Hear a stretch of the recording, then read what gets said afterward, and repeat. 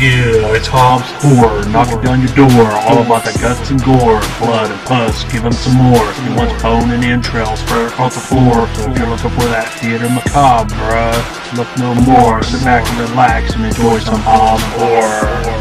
Thank you for watching Hobbs Horror. Yeah, and don't forget to like and subscribe and all that good shit.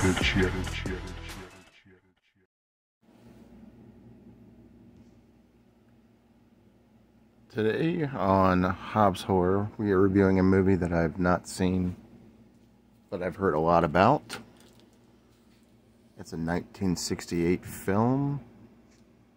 It gets a 5.8 on IMDb. It's an hour and 38 minutes long. I want to thank MVD Entertainment for sending me this screener to enjoy the film and review for you guys. We're talking about Barbarella today.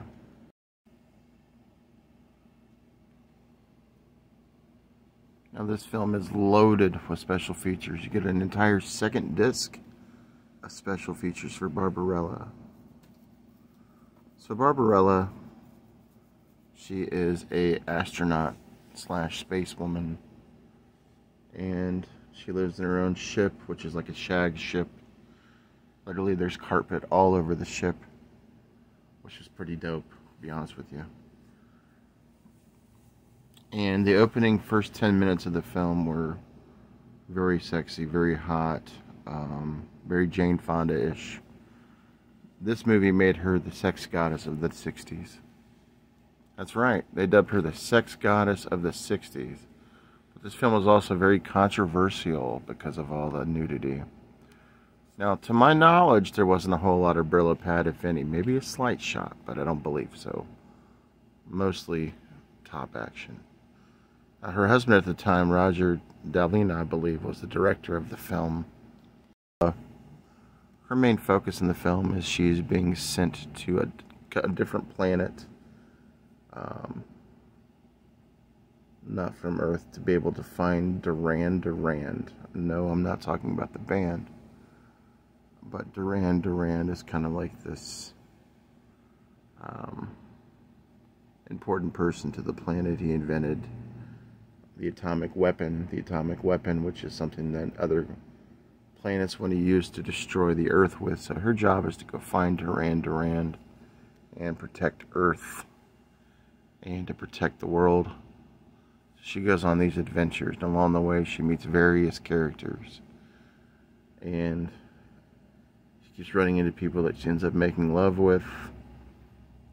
One things that's interesting is, at this point, because this is like 40,000 or 4,000 BC, or, she was saying that the people on Earth no longer make love by consensual sex. They take a pill and press their hands together. Kind of like something out of Coneheads. But the people in space and these other planets like the traditional way of making love. So, anyways, that was pretty interesting and pretty hysterical. But yeah, that's the main premise of the film. She's going to find Durand, and she runs into all these different characters and whatnot along the way. She ends up in the beginning of the film being attacked by a whole bunch of space dolls, and they're biting on her, and it was actually a little bit creepy. The budget for the film was $9 million, and this was one of her lead roles before she started doing all the workout tapes. So, which she made $50 million on those Jane Fonda workout tapes, which she is the queen of the leotards in this movie, which is, I love those. And a lot of other females in the film wore leotards, and there was a lot of interesting characters. You know, you had people that had feathers. They were being pulled by a giant, like, squid. Kind of like, instead of having reindeer, she was being pulled with some other characters with, like, this giant squid in space, and it was weird. But let me give you my thoughts. I love the atmosphere. I love the space atmosphere to the film. I loved her ship. I loved all the characters. Obviously, this movie was hot. Very, very much hot. A lot of sexual undertones for sure in the film. Some weird moments. This is one of those movies you probably want to watch while you're tripping.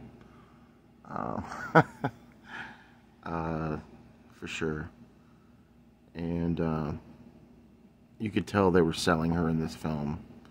When she would go to bed, she would sleep on this like see-through latex mat, and it was just, you know, they were selling the Jane Fonda.